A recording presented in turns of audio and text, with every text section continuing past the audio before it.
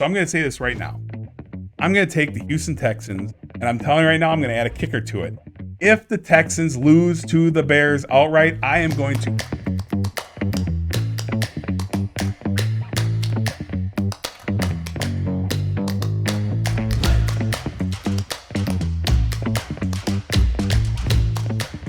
Hey guys, welcome back to Mike and the Feather, the podcast. This is the podcast for week 2 in the NFL. This is actually our normal podcast, but of course, during football season, it's all football related. If you're familiar from last year, we give you, actually this year, we've been talking about all the games, and you're giving your opinion on all of them. But of course, Jason, aka the Feather, will be giving you his take it to the bank picks. These are the ones you're used to Jason giving, where he feels very strongly about either the team, the spread. He'll let you know all the deets on that.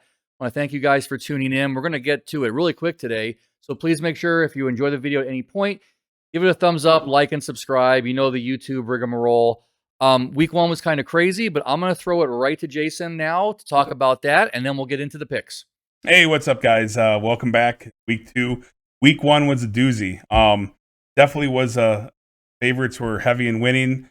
Not a lot of underdogs pulled through and won outright or covered.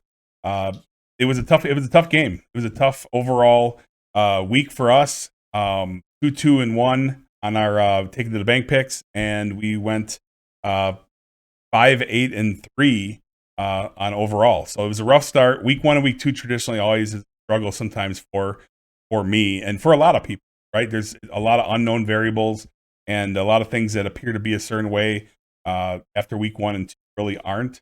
So we're gaining. We gathered information. That's what we do.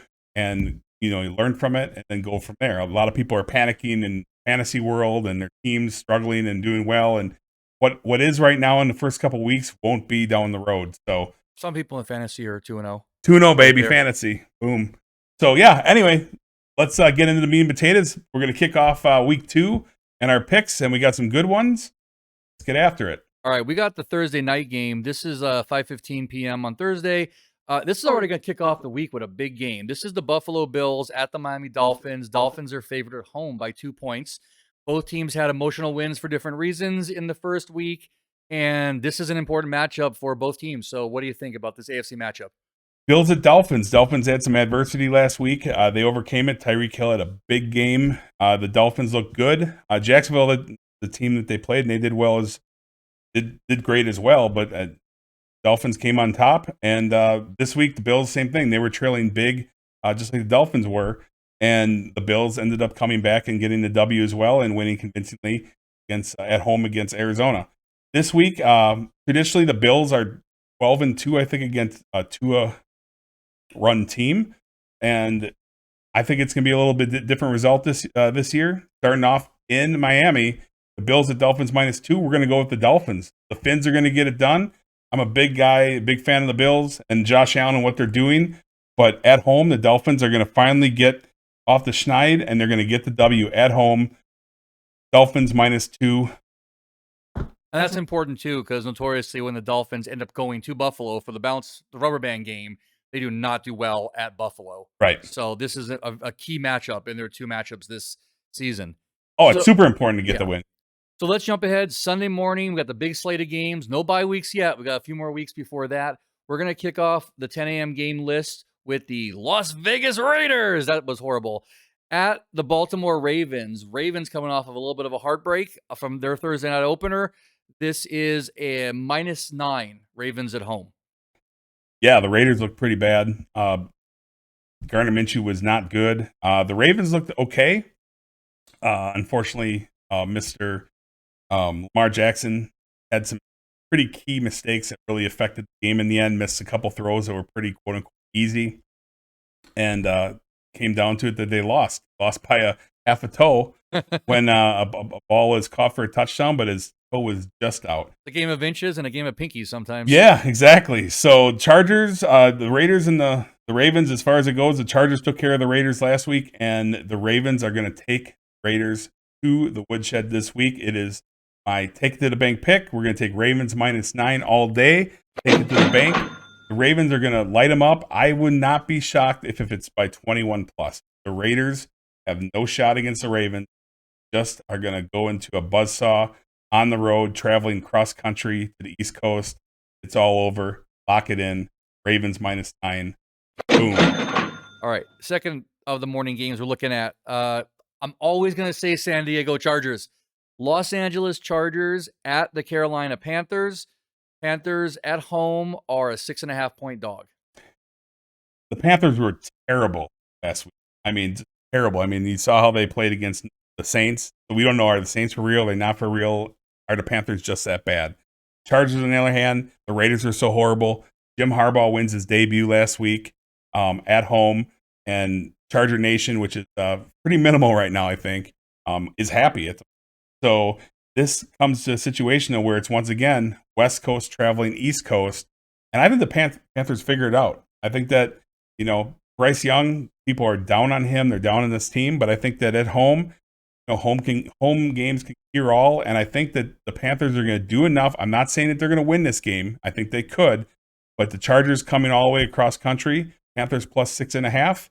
I love the Panthers. Take the points, +6.5. Home dogs all day long. Possibly an upset, but definitely with this. All right, and in line with what you just said, this might be the most interesting or exciting game of the morning games. The New Orleans Saints at the Dallas Cowboys. Cowboys are 6.5-point favorites at home. The Saints, we talked about Derek Carr in week 1. Is Derek Carr good? Is he not? It took 5 plays for them to score, and then they just sailed from there. So all that tension was taken care of right in the very beginning. That said, they were playing against a weaker team. Cowboys on the road at, the Browns. A lot of expectations for the Browns. Clearly did not show up to play. The Cowboys' defense looked incredible. The Cowboys in general looked good. Dak just got paid. Feels like he was trying to earn his money, even though he just signed the contract. But that said, playing that Browns team, which of these two teams is good and which is bad? That's the magic of week 1. What do you think to see from week 2 on these guys?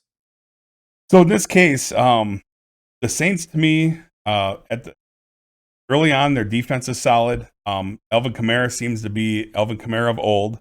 Will the real Derek Carr please stand up? Okay, I mean, he had some moments where everyone thought he was going to be a second coming as a Raider, and injuries kind of sidelined that and other things. Last year, he was wishy-washy, back and had good moments, had bad moments. I think Derek Carr is kind of going to find his footing, and he's going to have success. Chris Olave, now a little more seasoned veteran. This team overall has a lot of potential. Coaching, the head coach of the Saints is questionable. A lot of people aren't too high on him for sure, so that's a problem. But then again, people aren't high on Mike McCarthy either, the Cowboys. So a lot of people think that if he's the coach, they cannot win it. So to me, it's pretty easy. I'm going to go with the Saints +6.5. I'm going to take the points. I think the Saints are real enough that they can keep it. I think the Cowboys being favored as much as they are is a little bit of an overreaction due to the fact that the Browns really were bad because of Deshaun Watson, and I feel like everything else, the dominoes fell after that. So the Cowboys, hey, don't get me wrong, they played well. They're going to be coming home, but they are the Cowboys, and they definitely know how to shit the bed at any given moment. And in this case, the Cowboys most likely get the W, but I'm liking the 6.5 points all day long with also another Saints potential upset. Once again, early in the week, so it's so hard to figure out what's real and what's not. But I think what's real enough is the Cowboys, take the Saints +6.5, get it done. All right. Same thing with the next game. The Tampa Bay Buccaneers played a rather poor Washington Commanders team. Mike Evans and Chris Godwin looking like revitalized players. They're taking on the Detroit Lions, who had the last game of the night on Sunday last week with the overtime victory, which, quick side story, was the 4th leg of my 14 parlay. And I had them I had the -4. And when it's 2017, I'm like, oh, there's no way I'm going to win this. They're going to either run down and get a touchdown and not cover. And then I go, wait a second, we can get a field goal and we can march down and overtime get the touchdown. I remember the text. And yes, you did the text. And I was going on 3 hours of sleep and 48 hours. And I could have slept and woke up and saw the money in my account. But thank you, Lions, for getting that done. All that is just to say, Tampa Bay Buccaneers at Detroit Lions. Lions -7 at home. Lions -7. They played great. I mean, they had some moments. That hurt to say? No. I'm all about. Hey, I have no qualms against the Lions, and I'll give team a credit when credit's due. The Buccaneers played Washington. They won pretty convincingly, but Washington played terrible. The Lions, on the other hand, they suffered injury at the wide receiver. Jameson Williams got hurt. He's their number 2. And if there's any depth issues in Detroit, it's for sure at wide receiver. So that could be problematic. We'll have to wait and see where he shakes out as far as by the end of the week. Be healthy and playing. I'm guessing he will, but we'll see. Yeah, I mean, I like the Lions here. Lions -7. I don't see any path that the Buccaneers come into Detroit. This stadium is rocking. Detroit has been so much waiting for this, dating back to the Barry Sanders days when they had some good teams and had success. And I think that right now, this team, I mean, they won a game where Sam Laporta and Amon-Ra St. Brown did not do anything that whole game. Basically, it was the run game, Montgomery, Amir Gibbs. There's going to be way more of that, but I think this time around, as far as from an offensive standpoint, they're going to get way more output out of Sam Laporta. They're going to get way more out of Amon-Ra Brown, and it spells doom for the Buccaneers. Lions -7, no problem. Boom. All right, speaking of teams in that division, let's look at the Indianapolis Colts, who are -3 on the road at your favorite Green Bay Packers, possibly and probably without Jordan Love. I'm just going to go with the Colts. I'm going to roll -3 Colts to get it done with no Jordan Love. If Jordan Love plays, just maybe wait till a little bit later in the week. But right now, I think that the line can maybe even go up. But as of right now, Colts -3. They're going to get it done. Pains me to say as a diehard Packer fan, but with no Jordan Love, it's going to take a heck of a defensive performance and a lot of good running. And that could get it done for Green Bay. Pull that dagger out of your back right there for betraying your beloved green and gold Packers. Yeah. All right, well, speak from green to gold. We go right back to brown with the Cleveland Browns, probably an appropriate color for how they're playing right now, at the Jacksonville Jaguars. Jaguars being 3-point favorites at home. Browns at Jags. I mean, Jags played well last week. They got up on top of Miami, and they have some young receivers. Gabe Davis, rookie that they drafted. They're high on him, and bottom line, they look good. Travis Etienne looked good. I feel like Doug Peterson, coach, made a few bad judgments, which hurt them in the end, and it's all because of Deshaun Watson. Deshaun Watson is terrible. There's no other evidence right now to even show he's even 10% of what he was. So is it time for Jameis Winston? I think it might be. They paid so much money guaranteed in the worst contract all time. Like, what teams do that? Pay a quarterback a lot of money who's mediocre. Well, it's not that he was mediocre, but he had so many issues going on. You're missing my reference. Oh, my God. Yeah, we haven't gotten there. We're not discussing that in today's Daniel video. Jones. Daniel Jones. Yeah. Yeah, I know how that feels. I mean, yep. I should feel like there's optimism more that maybe Deshaun Watson pulls it out before Daniel Jones does. I just don't see a path. I think the Jags at home, for some reason, people think the Browns have a good defense. But until Deshaun Watson is benched or actually starts playing football, which I don't think he wants to, he's got that money. It felt like that way last season, too. That money's guaranteed. It's his. He doesn't have to play anymore. He could just not play, and it don't matter. You think if you're in the NFL, even with the contract, you want that trophy now. You want the hardware. I don't. Cleveland would love that. He'd be a freaking savior in Cleveland. I don't know if he really cares about that. But the Browns are definitely not going to win this game, okay? I'm saying the Jags are going to get it done, minus at home. They played well last week. They're going to be better this week. The Browns are not going to figure it out on offense. Defense, only hope they have, but I don't think it's going to be enough. We're going to take Jacksonville Jaguars -3. Take it to the bank, baby. Boom. All right, we are less than 24 hours removed from one of these teams playing. Do you like field goals? Because, man, that Monday night game had a lot of them if you liked field goals. Yeah, if you have Moody on your fantasy team, he might have won you the week. Not what we expected from Aaron Rodgers' return to the field in almost 2 years. He did survive more than 4 plays. In fact, he survived 4 quarters, but it seemed like he was just surviving because you had your old connection. We had a little Green Bay Packer flair with Rodgers to Lazard during the night, and but the 49ers did pull that one out. Right now, the 49ers are on the road at the Minnesota Vikings, who the New York Giants, and probably any team that plays them this season, will make look like Super Bowl contenders. They're 6-point favorites on the road at the Minnesota Vikings. I don't believe that the Vikings are good, but the Giants sure made them look that way. Yeah, Minnesota's tough at home. Let's start there. But obviously, yeah, the Giants made them look good. I don't think that their defense is as good as the Giants made them look, and all around. But that being said, you got Justin Jefferson, solid. Now, Jordan Addison got banged up. No, I think he left the game. Pretty sure. I'm not sure if he's going to be continuing this week or where that stands early in the week. So you have to kind of pay attention to that sort of thing as well. But Aaron Jones looked good in his debut, got himself a touchdown or two. I can't remember, one for sure I saw. And Minnesota looked good. Now the 49ers, no Christian McCaffrey, last night. All the fantasy people and 49er fans were not happy about that, but he sat out. And from what I understand, he's most likely going to sit out again this week. The backup did well. Mason was solid, and I think the 49ers get it done here. I just don't think that Minnesota is going to be able to keep up with this team, and I think the defense of the Niners are going to really create havoc. Take the Niners -6.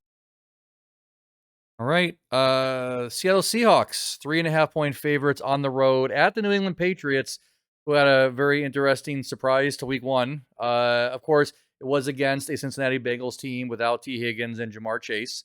Well, Chase played, but he was I'm sorry, Chase was snap count. Yeah, banged up. That's one of those things. Again, week one, now do you suddenly think the Patriots, who probably nobody expected to win 3 or 4 games this season, now suddenly are they going to be revitalized Patriots team? Wait to see. But this one, Seahawks at Patriots. I'm making a heck of a call here, but I'm going to go with the Patriots 3.5. I think traveling West Coast to East Coast and that extra hook. I'm not saying the Patriots are going to win. I'm saying that I very well think that it's realm of possibilities that 3 points, 3.5 points is going to be key with a potential of an upset due to the fact that there's, the Seahawks didn't look particularly great against Denver by any means. So now they're going to be down a running back most likely. And they didn't get a whole lot of action out of their receivers either. So all around, going to go with the upset. Take the 3.5 points for the home dog. Boom. All right. And speaking of the New York Jets, they are on the road at the Tennessee Titans, and they are favored by 3.5 points. Jets, kind of like the Giants early before the season started, talked about possibly 2 really great defenses.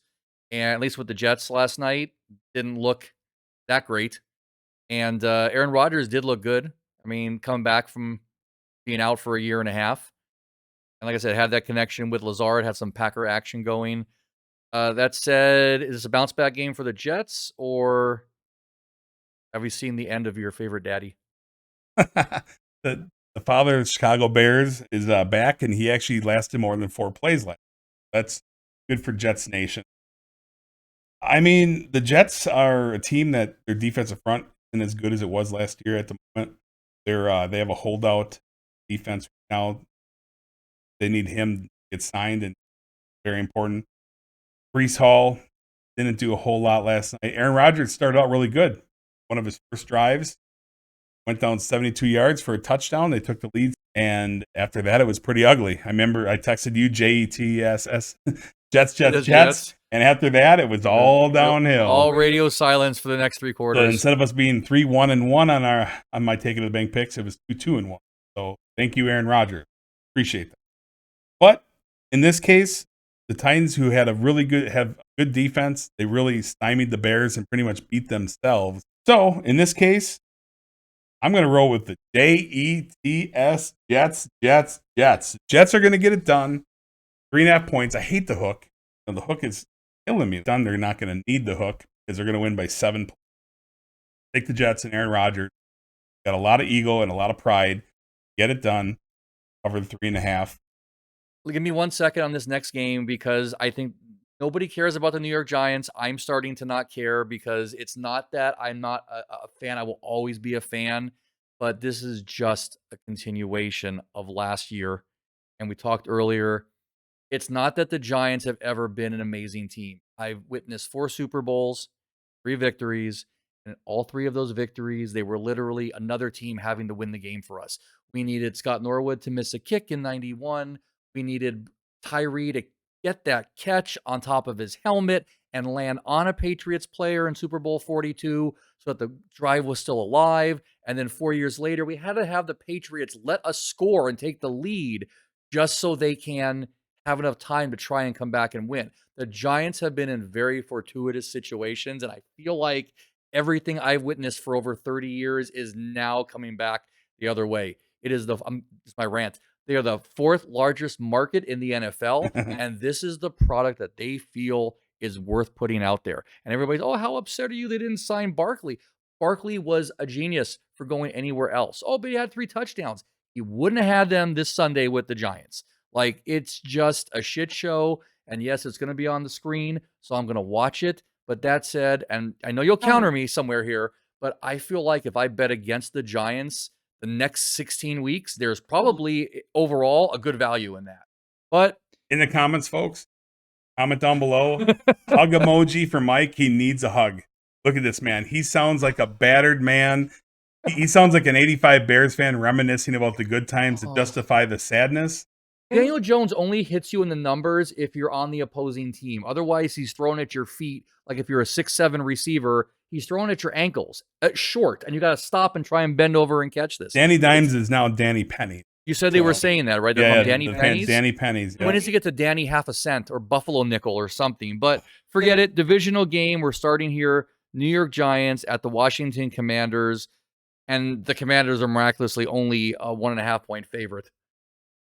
The Commanders are 1.5 point favorite because Jayden Daniels had a terrible game. The Giants' defense is going to pull it out this one. The Giants can get this done.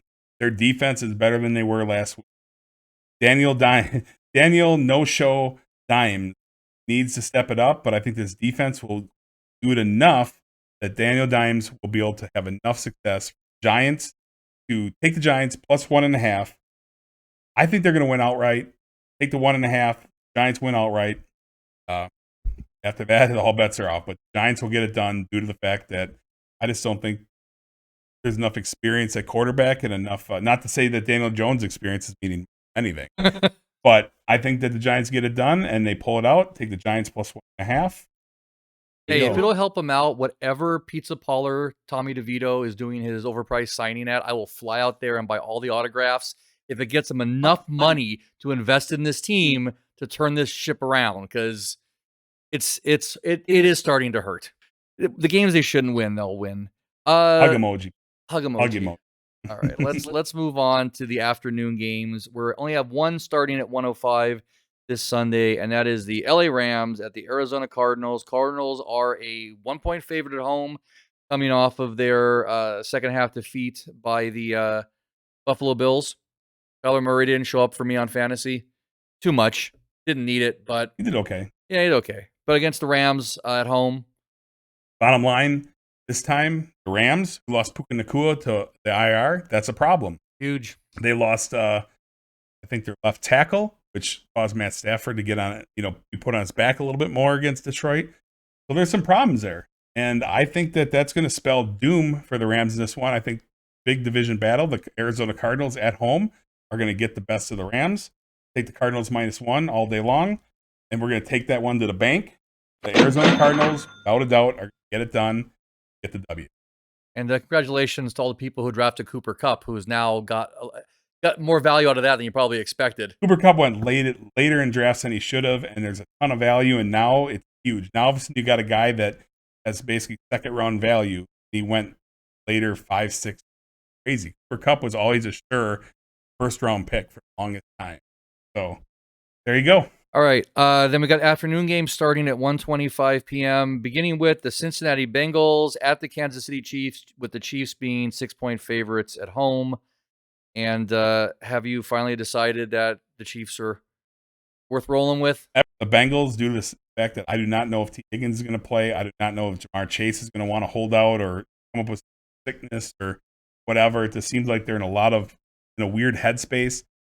And I think Vegas kind of adjusted accordingly. Did they overreact? I think 6 points is a lot.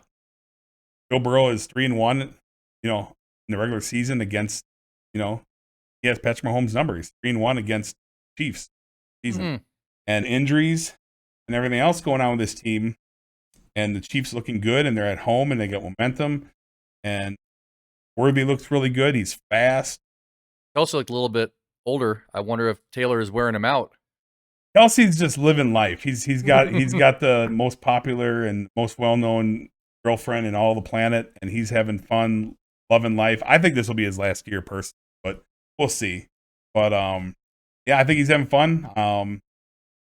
We'll see what happens. His brother is trying to outpace him on commercials this season. He's in every Buffalo Wild Wings and he's in a couple every commercial. Yeah, he's oh yeah. And he's doing TV announcing on Monday Night Football. That's right. So he's all over the place. He's retired from football, but he's everywhere else. Next game, we're going to look at Pittsburgh Steelers at the Denver Broncos. Steelers being a 3-point favorite on the road. And Broncos, Bo Nix kind of needs to get some work done. Give that team a chance. I mean, he's a rookie, another rookie starting for the Broncos. This team is kind of a dumpster fire coming into the year. Sean Payton's trying to get him on track. Javonte Williams, running back, is solid. Bo Nix has been a pleasant surprise so far. I mean, he's looking all right for a rookie. He's looking okay. On the other side, you got Justin Fields, who the Steelers got for Dream. Like, literally, he was pretty much free. So that being said, Russell Wilson's a no-go this weekend. I think the Steelers have no problem here. I think it's not enough points. They're on the road. Steelers -3 with TJ Watt, this defense, and then lots of firepower potential in the running game and Pickens. And I just think that this time around, the Broncos are going to get taken to the woodshed. And without a doubt, the Steelers -3. Boom. Can I go back to the Giants for a second? The Giants are like a dumpster fire, but they won't even spend the money to buy the dumpster. It's just a fire out of control. Enough, please. 5:20 p.m. Sunday night game is how we're going to cap off Sunday night at the Westgate with the Chicago Bears at the Tennessee Texans. Texans got a 6.5-point favorite at home. Bears defense looked good. Caleb Williams, not so much. Yeah, here's what I'm going to say. The Texans have improved on all fronts. Okay, they went and got Stephon Diggs, who looked great yesterday. The running back, I mean, Joe Mixon, they improved that running back. Last year they had Singletary, which was as vanilla as it got. Didn't get much done, and the running game was pretty much a non-factor. Joe Mixon comes in, and he brings that extra spark. He had a good fantasy day. Team all around did well. Whereas the Bears on the other side looked terrible. Terrible in offense. Caleb Williams was awful. There literally hasn't been a quarterback that has, passed under 100 yards, that many attempts, and yet he was more than happy to take, he's like, stats don't matter in the win. Well, that's him in his fingernail. So I'm going to say this right now. I'm going to take the Houston Texans, -6.5, take it to the bank, and I'm telling you right now, I'm going to add a kicker to it. If the Texans lose to the Bears outright, I am going to paint my nails the color of the Chicago Bears for next week's freaking podcast. Oh my gosh. I love this. This is great. That's how sure I am the Bears are going to lose to the Texans. Texans are going to cover, but I'm just saying if the Bears would beat the Texans, I will be wearing Chicago Bears colors on my nails in honor of Caleb Williams. But you know what? It's not happening. Why? Because he is trash. How do you feel about that? I don't know. I kind of feel that's like what you call put up or shut up. I kind of feel like I want the Bears to win because they'll probably get some viewers turning in to see your bald head with fingernail polish going on right here. There. Alternate each one. Bears colors. Are you going to do it yourself, or is your wife going to do it for you? I'll have to have the wife do it. Okay. But that means I got to spend money on Bears color polish too. Oh, we'll go to 99-cent store if that even exists anymore. We'll get you the cheapest, most toxic thing. But you know what? That you can't get rid of. Once you try and use the remover stuff on it, you're gonna have Bears nails. That would be something. The first time I ever have put fingernail polish on my hands. Allegedly. Allegedly. But bottom line, I'm not worried about it because it's not happening. Texans -6.5. -6.5. Boom. Take it to the bank.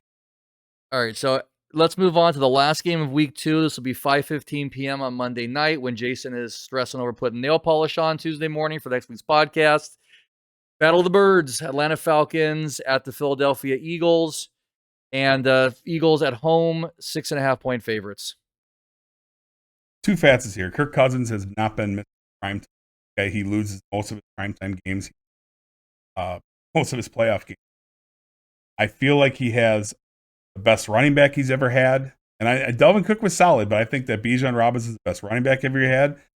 And I think that this Atlanta team is, even though they didn't play well last week, and it was a struggle, I think this Atlanta Falcons team has a lot of potential. Not just because they play in a division that's not very good, but I think that new coaching change, they're in a way better place than last year. Then you look at the fact that Drake London, Kyle Pitts is looking to make a turn up for the better, and Bijan Robinson. Defense has improved. Now on the other side of the ball, you got the Eagles. They traveled across the country, 12 hours away, and yes, they had a couple extra days of rest because Friday. There's going to be some leg to that, along with the fact that I'm still a little bit suspect in the defensive backfield of the Eagles. I just feel that the Falcons and the 6.5 points that they're getting is too much. I feel like there's a little bit of an overreaction because the Falcons had their struggles. I think that Kirk Cousins is going to be able to get it done. I'm not saying that the Atlanta Falcons are going to win this game outright, but 6.5 is too high. Vegas got it wrong. Take the Falcons plus 6.5 all day long. Yeah, I don't mind when you believe the Eagles are going to lose. That's a nice. Sorry, Eagles fans. No fly. Eagles fly today. Maybe next week. Eagles have done well for me. Like I tell you now, last year though, if you look back, I picked the Eagles to win. They covered. I picked them to lose. They did lose. So I was right on both accounts, no matter where I went. All right. That's another week full of games because we're a couple of weeks out of bye week starting. And so it felt like a lot of football this weekend, but it was fun. That's pretty crazy to have Thursday night, Friday night, all day Sunday, and then Monday. Everything's on American soil this weekend. Yep. America, no Friday night game, but big game Thursday night. And interesting matchups to see where things shake out after what we saw in week 1. A lot more to talk about in week 3, which we'll be here for. Thanks for tuning into the podcast. Obviously, we're all about football right now. This podcast will continue after the season. So we hope you get to know Jason and I better. Feel free to come down to Westgate on Sundays and visit us, which, by the way, Westgate was a madhouse on Sunday. You were there at 5:30 and told me there were people waiting ahead of you to get in. And if you've ever been to the Westgate by the poker room, there's little high top tables, like 2 and 4 tops outside of the sports bar. They were trying to reserve those suckers for $500. Yep. Could be only a week 1 thing or a week 2 thing, but as you mentioned, sports betting's picking up across the country. More and more people in fantasy football. Football's alive and well, Yeah, definitely. And the sports books are capitalizing on it. So, absolutely. And shout out to the Westgate for that new blue font on the large screens. The large screen with the spreads. And actually, that green, that fluorescent green, made it impossible. You had to squint to see the spreads. You can see it numbers. clearly. Like when I would look up there, I'd be like, and you couldn't see anything. But now the blue, perfect. Also, the Washington football team's flag is still about 6 years outdated. But, yeah, come on, Westgate. Time to get a Washington Commanders flag. You can come out of your pocket. They're not the Redskins anymore. Let it go. All right, guys. Thanks for watching. Feather, give them the boom. Till next time, guys, take it to the bank. Boom.